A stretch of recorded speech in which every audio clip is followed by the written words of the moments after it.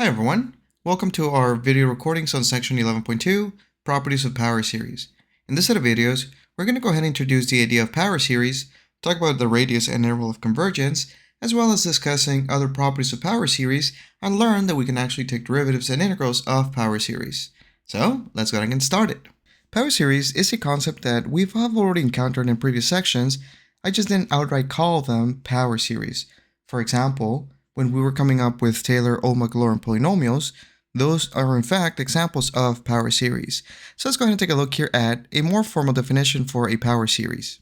Let's go ahead and begin by letting x be a variable. Now, a power series in x is a series that has the following form. The sum as n goes from 0 to infinity for a sub n times x to the n, which gives us a summation a naught plus a sub 1 times x plus a sub 2 times x squared, and we just keep on going following this pattern. Now, this a sub n's that we're seeing here, they are constants, and they're known as the coefficients of the series. More generally though, we deal with power series in x minus a, where this a is also a constant, but I do want to point out here that this a that we're seeing here, it's not a value that's obtained from the terms of a sequence. Instead, it's telling you about which x you're forming the series. Very similar to what you did with Taylor polynomials. Now, a power series centered at x equals to a has this following form. And again, this is where I hope that you start to see here that, oh, this looks very similar to a Taylor polynomial. And in fact, later on, we're going to go ahead and create what is known as a Taylor series. Now, I want to give you guys a couple of other important points. As mentioned before, a power series in x minus a is simply called a power series centered at a. Now, if you just have a power series in x, this just means that you're centering at the origin, and this is kind of like the equivalent of a Maclaurin polynomial. Now, more importantly though, we can view power series as functions defined by the following rule. F of x is equals to the sum as n goes from 0 to infinity for a sub n times x minus a to the n. Alright, so let's go ahead and take a look at a couple of examples here so we can get familiarized with power series. Now, this first example, we want to go ahead and write down the power series as summation notation and identify the x value about which it is centered. So let's go ahead and take a look at the first series where we have x plus x squared over 8 plus x cubed over 27 plus x to the fourth over 64 and so on and so on. Alright, so where do we begin? The first thing that I tend to recommend is identifying where is your power series centered at. Well, if I take a look at all of the x values here in the series, I don't really see that I'm adding or subtracting anything to the x, so it must mean that the center here is at a equals to 0, or we can simply say at x equal to 0. So we have a series here centered at the origin. Great. Now, what's the next thing to do? Well, now this is where we can go ahead and see if we can identify patterns. And the first thing that I notice is that my x begins with a power of 1, then a power 2, then a power 3, and a power 4. Alright, so I'm going to go ahead and begin here with my summation. So I'm going to go ahead and begin here at n equals to 1, because that's my first power in x. And it's going to go all the way to infinity. And I know that I'm going to have here an x to the n. Alright, now what about the denominator? Well, in my denominator, I get to see here that I'm beginning with a 1 in the first term, then an 8, then a 27, then a 64. Alright, well, that kind of looks like I'm cubing my n's. So my denominator is simply going to be n cubed. And there we go. This is going to be the power series written in summation notation. Alright, let's go ahead and take a look at the next example. Now this one here, there's more things to consider, but let's go ahead and take a look. So for our first term, we have a negative 1/4 times x plus 5 plus 2/5 times x plus 5 squared minus 3/6 times x plus 5 cubed plus more and more terms. Alright, so I'm going to give you time to think about this one here. Let's go ahead and pause the video and see if you can come up with your own power series representation, then we can compare answers. Alright, so this is what I got. Did it match your answer? Let's see, let's go through it real quick. Alright, so the first thing that I noticed was that my series was centered here at x equals to negative 5, and now I took a look at the patterns. If I take a look at the powers of the x plus 5 factor, it started with a 1, then a 2, then a 3. So a nice place to start my series here was for an n value of 1. Now you may have also noticed that your series was alternating because it began with a term with a negative, then the second term was positive, then back to a negative, back to a positive, which meant that I needed to have a factor of a negative 1, but negative 1 raised to which power? Well, if I wanted my series to begin with a negative, then the power of n had to be odd at first, which it is because we're starting our series at n equals to 1.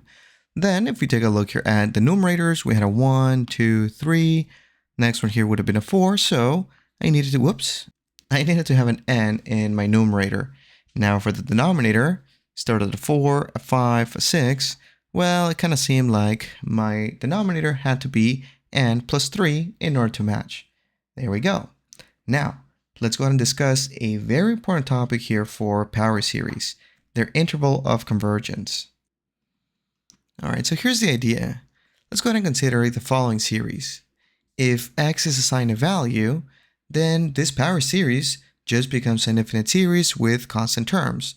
Now, depending on the choice of x, we actually have the tools to determine whether or not this series will converge or diverge. That's why we spend so much time going over the different types of tests for convergence. Now, the set of all values of x for which the power series converges is an interval centered at a, and it's called the interval of convergence for the power series. In essence, we may view the power series as a function whose domain coincides with the interval of convergence. Let me give you two scenarios just to emphasize this point. Let's go ahead and consider the following two functions. The first one here being, let's say f of x is equals to 1 over x minus 4. And let's go ahead and consider another function here defined as a power series. Let's go for f of x is equals to the sum as n goes from 1 to infinity for x over 3 raised to the n. And again, notice here, guys, that in this particular scenario, my series is starting at n equals to 1. As we've seen before, that's perfectly fine. The starting index doesn't really matter, and we can always change it if we wanted to. Okay, so with these two functions, let's go ahead and first focus on the rational function 1 over x minus 4. If I wanted you guys to evaluate the function, let's say at x equals to 3, so let's see, we would get f of 3 is equals to 1 over 3 minus 4, which means that we get a value of negative 1. Perfect, nothing too crazy here. But now, if I ask, okay, well, what about the function evaluated at 4? Well, then we'd be running into trouble, because now we'd be divided by 0, which we would know then that the function is undefined at x equals to 4. And this was why it was so important to know the domain for the function. If I asked you guys to figure out, okay, well, what's the domain for f of x here?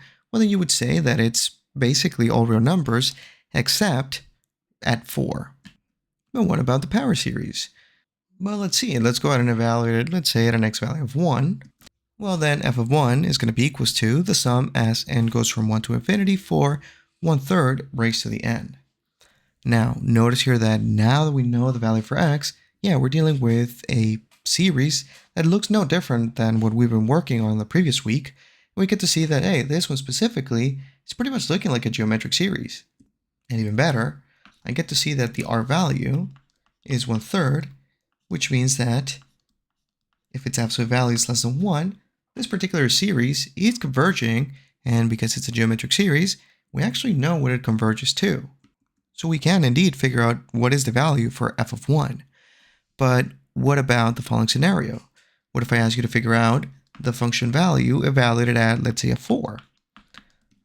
Well, now that's a problem because it does look like we have a geometric series in which the r value is greater than 1. So this one here diverges. So that means then that the function value at 4 is undefined. But if I were to ask you though, okay, well, how would you go ahead and write down the domain for this power series? Well, this is where we'll need the interval of convergence. And you'll see here that, yes, the interval of convergence and the domain, they are closely linked together. All right, so how do we determine this radius of convergence? Good news, it's going to be all about the ratio or the root test. All right, so this is going to be our procedure to determine the radius and the interval of convergence for a given power series. So we're going to go ahead and begin by using the ratio or the root test to find an interval from a minus r to a plus r on which the series converges absolutely. The radius of convergence for the series is r. Visually, this is what is happening. We're going to have our series centered at a given a value, and the radius of convergence tells us how far along from the center can you go and still get convergence. Then we're going to go ahead and use this radius of convergence to figure out what is the interval of convergence. Now, if your radius of convergence is infinity, well then this means that your interval of convergence is from negative infinity to infinity, which tells you then that your power series is converging for all x. Now, if r is equal to 0, well then the interval of convergence is just at the single point x equals to a, the center. Now, the most common scenario is if your radius of convergence is a number that's greater than 0 but less than infinity. In that case, the interval of convergence is simply the interval from a minus r to a plus r, which I'll illustrate here in the number line. Now, you got to be careful here though, because the r value that you get, it's not going to tell you enough information about the endpoints. At the endpoints, the ratio and the root test are inconclusive, so we would have to rely on our previous tests, whether it be a limit comparison test or the nth term for divergence, which I'll just call the divergence test, to determine, hey, what is happening at the endpoints, because you might get convergence, and I'll put it here with a closed circle, or you might actually get divergence at one of the endpoints. Let's actually go ahead and take a look at a few examples to illustrate this point. So let's go ahead and take a look here at our first problem where we're finding the interval of convergence for the given power series. Alrighty, so first things first, I do want you guys to note where is this series centered at. And this particular series seems to be centered at x equals to negative 2. Okay, next we gotta go ahead and use the ratio test, which told us that if the limit as n approaches infinity for the absolute value of the nth plus 1 term over the nth term is less than 1, then the series converges. Okay, so applying the ratio test to the series, we're going to get the following. Now, I seldom write the ratio test like this. I just go directly to the next step, the simplification, in which we're just multiplying by the reciprocal of the denominator. And there we go. Now, let's go ahead and begin our simplification. Alright, so the first thing that we can do here is start to break apart the additions and the exponents by rewriting them as a product. So that's how I got the following here. And we can go ahead and start canceling. So I see it nx plus 2 to the n on the top, and nx plus 2 on the bottom, that's gone. I see a 3 raised to the n plus 1 in both the numerator and denominator, that's also gone. And it looks like that's everything that we can simplify. So let's see what we're left with. So we're left with the limit as n goes to infinity for the absolute value of n plus 1 times x plus 2 all over 3n. Now, at this point, since we do want convergence, we got to set our inequality to be less than 1. Okay, now let's go ahead and solve this inequality. And this is what will give us a radius of convergence. But I want you guys to note here that the limit that we're taking is with respect to n. It is the n that is going to infinity. The x's here, they're unaffected, so they're behaving pretty much like constants. So I'm going to go ahead and take them outside of the absolute value. But careful here though, because we're still inside an absolute value, we're going to have to use this property that if I have the absolute value of a times b, this is the same thing as the absolute value of a times the absolute value of b. So going back to our limit, we're going to go ahead and get the following. The absolute value of x plus 2 over 3 times the limit as n approaches infinity for n plus 1 over n. But at this point, do we really need the absolute value? Because we know the n's are positives, so really at this point, the absolute values can be dropped off. Now what is the limit as n approaches infinity for the n plus 1 over n? Well, this is nothing more than a 1. Alright, so then what do we have? Well, we have the absolute value of x plus 2 over 3 is less than 1, and simplifying this inequality a little bit, we're going to get the absolute value of x plus 2 is less than 3. Now, at this point, I want to pause a bit and just take a look at what we just did. We started with a series that was centered at x equals to negative 2, and we wanted to figure out for which values of x can we still get convergence. And that's why we used the ratio test. We set up our ratios or inequalities here, and because we wanted convergence, we knew that their limit had to be less than 1, and at the end we ended up with the absolute value of x plus 2 is less than 3. But what is this absolute value of x plus 2 telling us? Remember, absolute values are a distance. So what we just found out here is that if we wanted convergence for a series that was centered at negative 2, then we could have only gone a distance that's no more than 3, or in other words, a distance that is less than 3 units away from the negative 2. So in other words, our interval convergence for now seems to be between negative 5 and positive 1 here. This 3 is our radius of convergence. How far away can we get from our center? But it is very important to remember that the radius of convergence doesn't tell you what's the convergence at the endpoints.